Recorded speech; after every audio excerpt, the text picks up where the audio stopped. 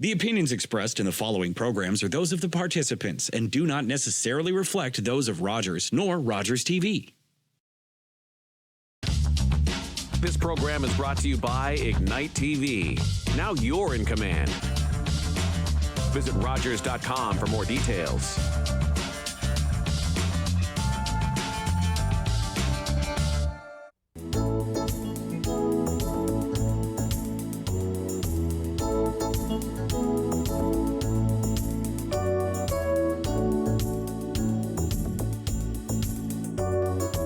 Welcome to another exciting episode of In Conversation with Alethia. I am your host, Alethia O'Hara-Stephenson. In this show, I sit down with amazing individuals from our community who are doing inspiring things. The show will educate, it will empower, and it will inspire you. In this episode, I am tremendously honored to have an amazing trailblazer, a powerhouse, an individual who's doing amazing things in our community, not only in business, but giving back to her community. She has transformed her business over the past several years. She's beautiful, she's brilliant. And if that's not enough, she was a Miss Dufferin County World. Please welcome Danielle Jenkins, the president and CEO of Domestic Divas Cleaning Company. Welcome to the show, Danielle. Thank you so much for having me. That was quite the introduction. Thank you. Of course, right? It's an amazing introduction for an incredible person doing amazing things in our community. And I have to say, over the past several years, I've been watching you grow as an individual and as an organization. And every time I see you, I feel like we need to roll out the red carpet. Well, if we could do that every day, I mean, that would be quite the start to my day, wouldn't it? Right? Thank you. But no, you've been doing some amazing things. And so it's truly an honor for me to have you on the show. I'm going to jump right in to our conversation. And I want us to talk a little bit about Danielle and how you got started building this empire Domestic Divas Cleaning Company. Wonderful. I'd be happy to answer. So yeah, I mean, the best thing to do is to jump right in.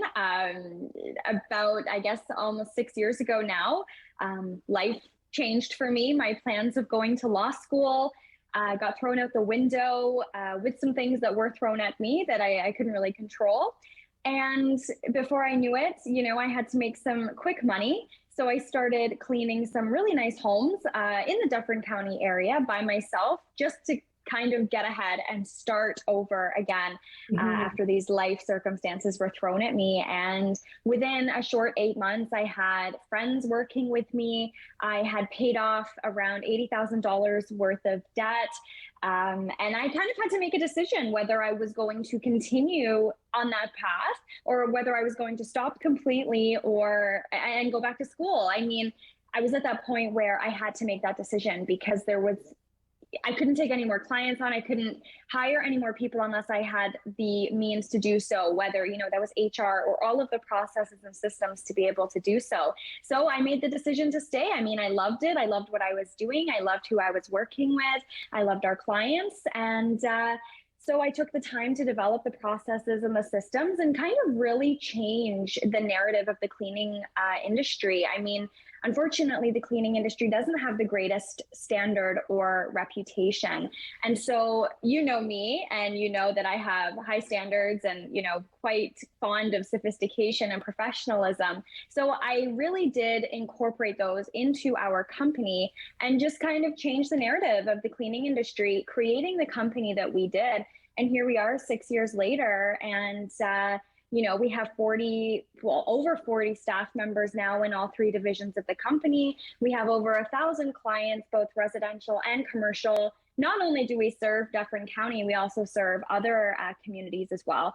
But Dufferin County will always be the beginning, and I will always have my heart and will never leave from here. So there we are. There's the little quick story of where we started. I love it, love it. And it sounds like you're no stranger to heavy lifting, right? And you started this business from the ground up, and here you are with over 40 employees. And you've embarked on another segment under your umbrella, which is commercial cleaning. Yes. Yeah. So what was that journey like? Just transitioning, not transitioning, but even just stepping into that space. And I know from a woman's perspective, right? I know oftentimes being a young woman, I'm going to say yes, young woman, there's always, there's certain barriers that, women have to go through. But as a young woman, there's even more barriers for people to take you seriously and value your work. What was that journey like? And talk me through that journey and any challenges that you've had to overcome. Okay, I mean, another great question, because you're right. There are so many things that women and young women have to overcome, especially in the commercial sector. I mean, business alone can be daunting and scary. And dealing with, other businessmen or women, especially at a young age. I mean, I started this at 20 years old. So, I mean, to deal with those things, even now I get, butterflies, or I get nervous dealing with some of the larger contracts that we have to deal with. And I mean, we can get into it later, but even right now we're dealing with some management contracts in BC. So I'm doing Zooms with some large corporations. It's quite scary. So when I first started the commercial side of things, I mean, again, it was just by fluke that we even got into that. We were doing so well on the residential side. Our reputation was so strong. And then we started having clients that we were already serving on the residential side saying, oh, could you come and clean our offices? And could you come and do this? So it was a slow rolling ball. And I mean, I made a lot of mistakes down to pricing and timing and even just scheduling and staffing, because it's a whole different ball game. It's not just coming and cleaning someone's home. You are dealing with the safety and, the sanitization of the location that has multiple, if not hundreds of employees that you're responsible for. So that's daunting to have that on you. So I was doing it myself for a while. And then, even still to this day, training and putting those processes and systems in place for the commercial side of the company can be quite, I'm not sure what the best word is here, but it is challenging. There's so many things that come along with it. So when we did first get into it, like I said, it was those small contracts or those small jobs that we were doing maybe once or twice a week. And we still do those to this day, 5-6 years later. But the big ones we started getting into, like the daily cleaning, the 24/7 cleaning of locations, really did just start as COVID hit. And yes, COVID has been challenging for all of us, but I really can say that the little jobs we were doing pre-COVID put us into a great mindset, great training, and prepared us for when COVID hit and we were able to jump right in and be able to literally take care of these places 24/7 for almost the last 2 years. So, we didn't have to spend time getting necessarily certified or researching the right equipment because we were already kind of using it. And right. So we just basically exemplified and just made it that much larger. And when people were stressing about the COVID outbreaks or protecting their staff, they called us, we went right in and we took care of them. And to this day, we're still doing so. So it's been a great journey on the commercial side of the company. I love that. I love that. And you touched on a few key things that is so critical for any business leader. Often people will see Danielle and they will see Domestic Diva, the perfect company that it is today, but not understanding the hard work that goes in to building that empire, to building the organization, the hard work to be the successful business leader that you are today. And I love the fact that you're able to talk about, yes, you made mistakes, right? And you were able to so many. Right? It's so important, right? Because the reality is, as you embark on any journey, you will come across challenges and you will make mistakes, but it's how you're able to grow and recover from it that is so important for continued success. I love that. Yeah. And I mean, I think it's important for any successful business owner, entrepreneur, whether they started out themselves or just any kind of journey, to understand that you will make mistakes. And if you're not making the mistakes, you're going to make a big one and you're going to have to pay the price. Even today, like we all make mistakes on how to do things, and you have to make the best decision for, like you said, your empire. And there's hard decisions we have to make, unfortunately. And every single day you go through these experiences that teach you how to handle the next thing. Like, I'm going to be honest, if we get another COVID or something like it, I mean, we're prepared. We have dealt with every single possible issue, from staffing, government closures, regulations, restrictions, absolutely everything that could possibly be thrown at us, even like product shortages. And we have our own product line. So amazing. Even that, even getting the raw materials to be able to produce those in the lab, again, was a delay and an issue. So all of these things do add up, and you do learn how to deal with them and to become resilient to them and just kind of rise above. And you just have to deal with it as they come and get stronger every time. I love that, speaks about your ability to, adapt and pivot, which is absolutely incredible for any business leader. You touched on COVID and, the fact that you were able to still maintain business throughout COVID. But not only were you able to continue your operations, you've been a strong supporter of local businesses right here in Dufferin County, promoting local and encouraging the community to support our local businesses. Why was that important for you to do? You have your own organization, but you're still giving back to the community. You know what? I really am firm in believing that really it takes a village. You hear that from a new mom that has a baby, and they said, it takes a village. It takes mom and grandma and mother-in-law and sisters and aunts and all of those things to help raise a baby. And I'm going to be honest, raising a baby or raising a business is just like raising a baby. You have to feed it, you have to nurture it, you have to take care of it, you have to show up every single day, whether you're sick, whether you're dying, there's so many things that you have to take into consideration that people don't think about. They think, starting a business, you're a weekend, you're going to get a $10,000 check right off the hop. It doesn't work like that. And you really have to take care of it and grow it. And so with the people in the community and the other businesses, I support them, they support me, and I think it's just so important that other businesses, especially during a time like COVID, I mean, on a regular basis, everybody gets support from the community, their clients, their customers, the people that come and say eat at their restaurants and things like that. However, during a time like COVID, there were so many times that I felt lost. Are we going to continue? Are we going to wake up tomorrow and the whole country's going to be shut down? And now I have 40 people that need jobs. And so you have to almost take that into consideration. And so if I was feeling lost, I'm sure there were hundreds of other businesses in the community that were also feeling lost or had it much worse than I did and unfortunately lost their business. So if I could do anything to help them, whether that was financially or mentally or just being there. I mean, as business owners in the community, we are really there for each other. We talk often and things like that. And so if I can be a shoulder to cry on when you are having a meltdown because you don't know what the government is going to do next, I will be there. So that's so important to me because I am a business owner and I understand what it's like, because really it is a lonely journey when you're dealing with everything yourself at the top. You know what I mean? I love that. And you touched on so many great things, and we're going to pick up on some of those nuggets after we come back from the commercial break. Perfect. So we're going to take a quick break and we'll be right back and having an amazing conversation with Danielle Jenkins, President and CEO of Domestic Divas. Thank you so much for joining us. We'll be right back.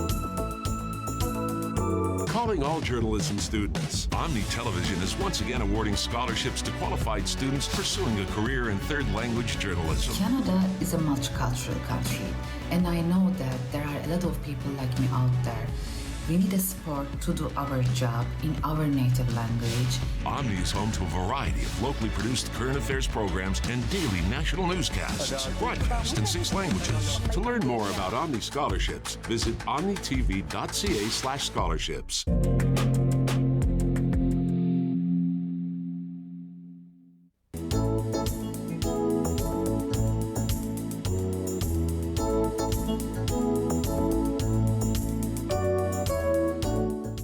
Welcome back to In Conversation with Alethia. I'm here with Danielle Jenkins, President and CEO of Domestic Divas Cleaning Company. Welcome back, Danielle.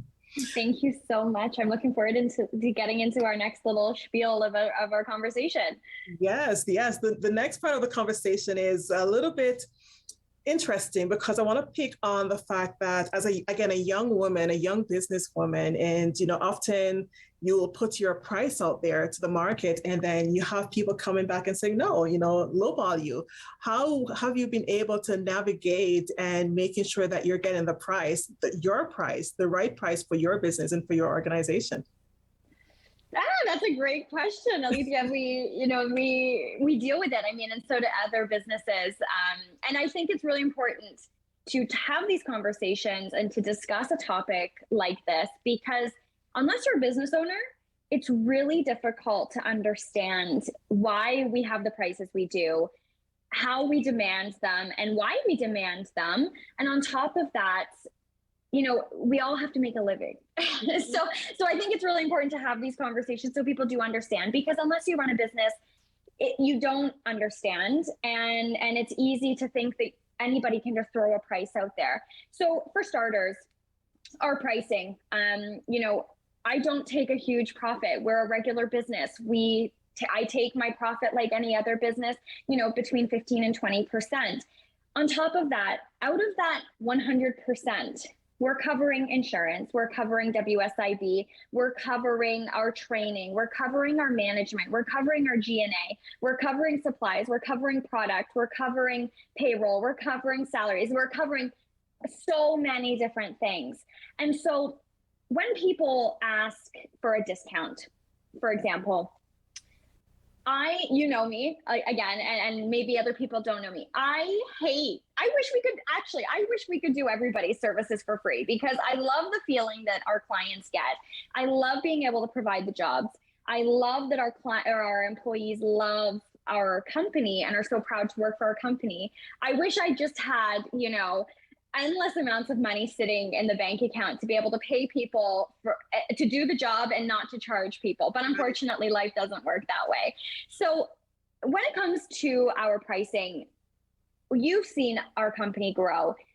You've seen the quality and the reputation of our company. So we need to be able to have a price that reflects that. And some of the great things about our company is we have, Monday to Friday, 8 to 5 admin, somebody who's always there to answer the phone or the email, whether that's a new client or an existing client. We always have somebody to help you. So that's a bonus of our company.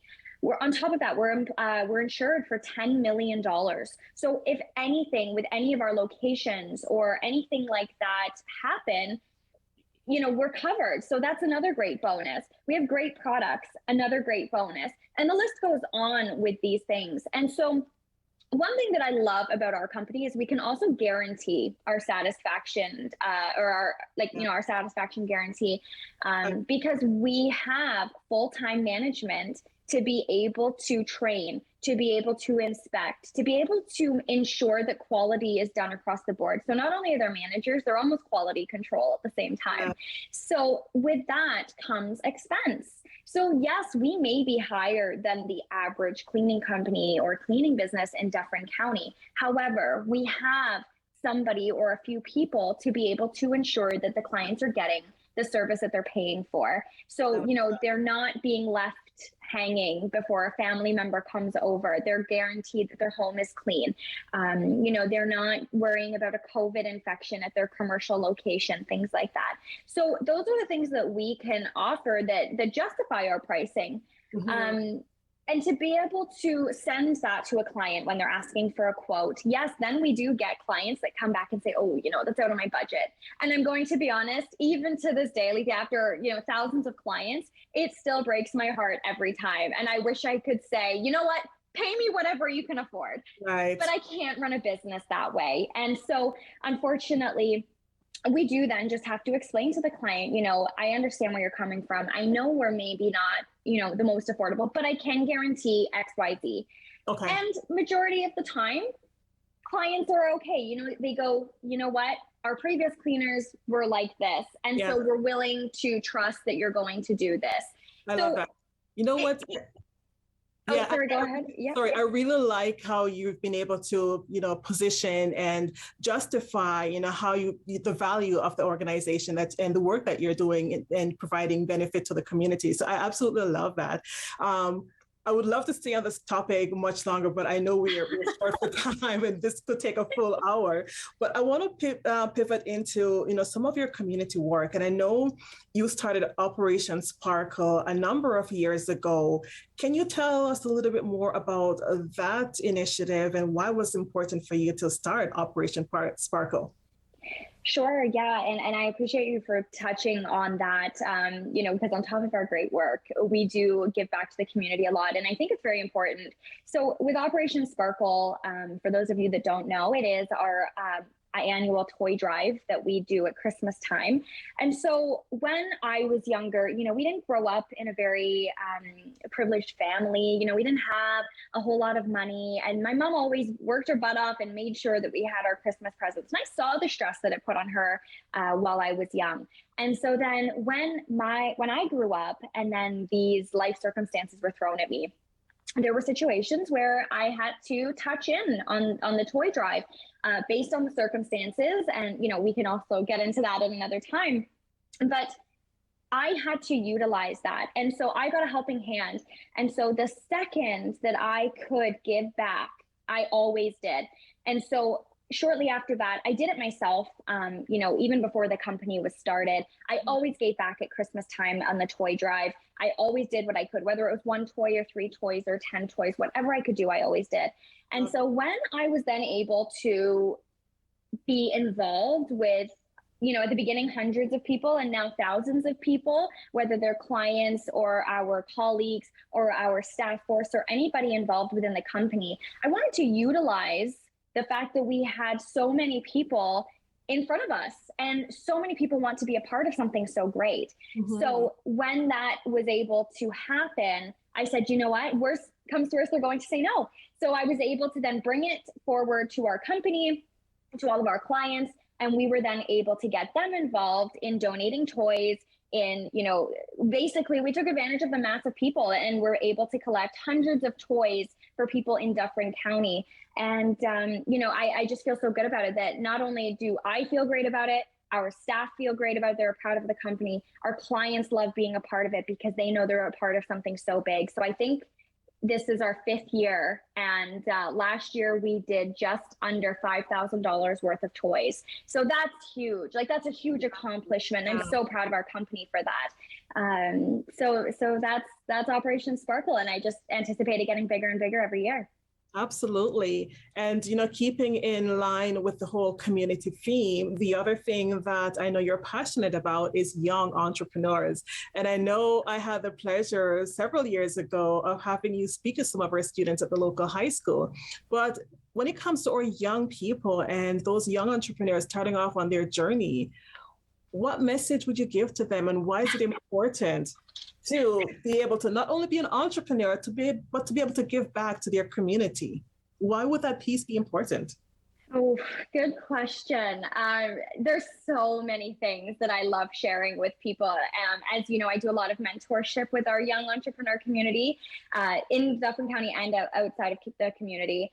And I always share little bits of wisdom, little things that I always think about. But whether you're an entrepreneur or not, being a part of the community, it's just so important. I mean, it fills my cup. I'm sure it obviously fills yours as well. You're a big part of the community and it fills everybody. I mean, it's a little piece of happiness that you can do to be able to give back.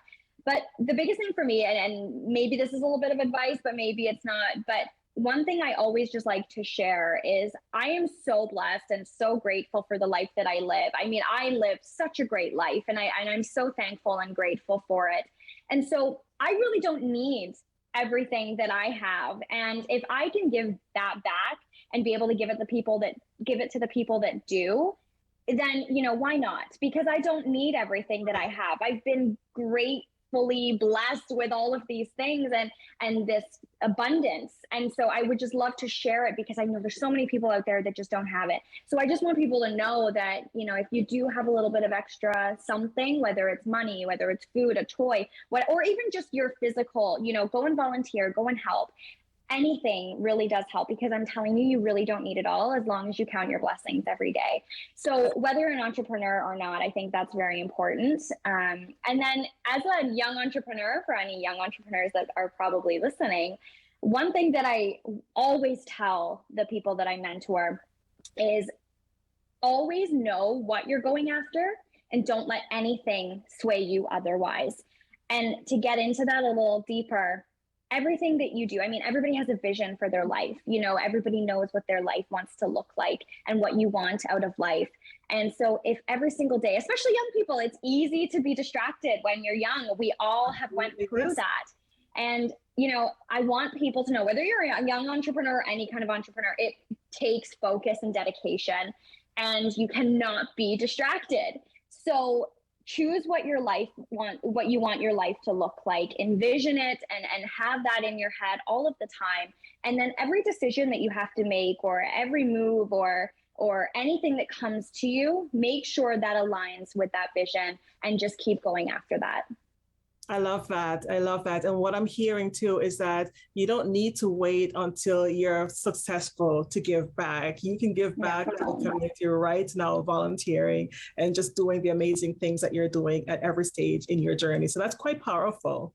Thank you. I'm going to touch on something a little bit different. I'm hearing a certain theme, and I'm hearing Operation Sparkle. And you make people's homes sparkle, people's businesses sparkle. So I can't help but think that, making individuals' lives sparkle is just part of your DNA, right? I love that. I'm going to start using that. You know what? And it's so true. I mean, it's true when they say you need to love what you do. And cleaning homes, I love it. I love running the company. I love doing it. I mean, even to this day, if one of our staff members need extra hands and I'm not in a gazillion meetings, I will go and step in there. I will quickly change and I will go in there, because I love doing it and I love what I'm doing. But on top of that, I mean, I've learned so many things running the company, growing the company, being a part of the community that we're a part of. And so it's all a sparkly feeling. I feel very sparkly all of the time. And that's the best way to explain it, with whether I'm doing my job or whether I'm mentoring or whether I'm helping in the community or whatever it may be. And so I love that you picked up on that, because I mean, my life is so sparkly. I feel very sparkly every day. So I that's a perfect theory of Danielle's life. I absolutely love that. And that's the perfect way to end this segment of In Conversation with Alethia. Let your light go out and shine and sparkle. Yes, sparkle. I love it. So thank you so much, Danielle, for joining me on In Conversation with Alethia. It has been a pleasure having you. And thank you for having me too. I mean, if I can share that message of, living your life, having that vision and being sparkly, then I'm happy to share. Perfect. Thank you so much. And tune in next time for another episode of In Conversation with Alethia. Take care for now.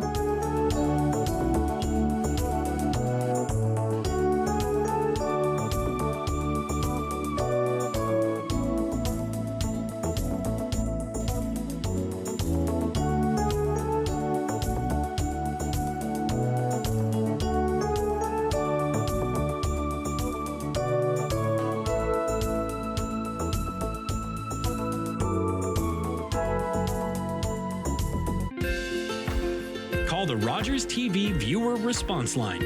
Email us or connect with us on social media.